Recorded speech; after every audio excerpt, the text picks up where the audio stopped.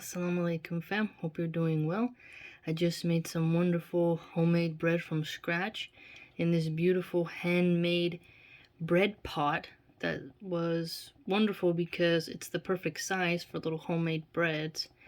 And the pot came with some recipes, and I'll post the recipe in the description box for you. It was from Neil's Pottery, and he did quite a fantastic job. Look at the glaze on that. He made this, from hand, and I like making ceramics as well, so I know that he has done a fantastic job on it. And this bread is fresh from the oven. The smell of fresh bread in your home is wonderful, and I'm going to eat it inshallah with a little bit of nice butter from a grass-fed cow, organic, humane certified, with a little bit of organic honey.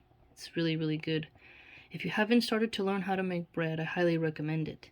And I hope you're having a great day.